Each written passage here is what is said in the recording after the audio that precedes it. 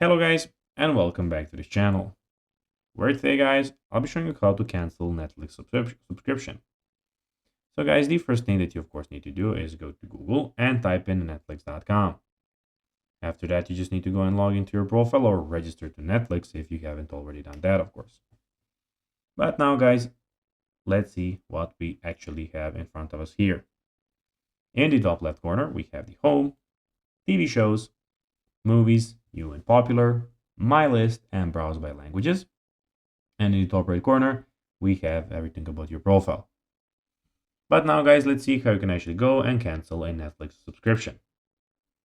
So it is pretty easy and you just need to go and follow these few steps to know how to do it in no time. So hover over your profile icon in the top right corner and select account from the drop down menu. Click here and then click on account.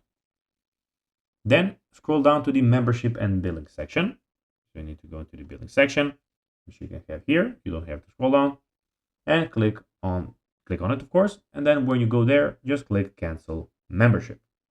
Follow the prompts to confirm the cancellation, and that is basically that. So guys, that will be everything for this video. I hope that you found this video informative and entertaining, guys.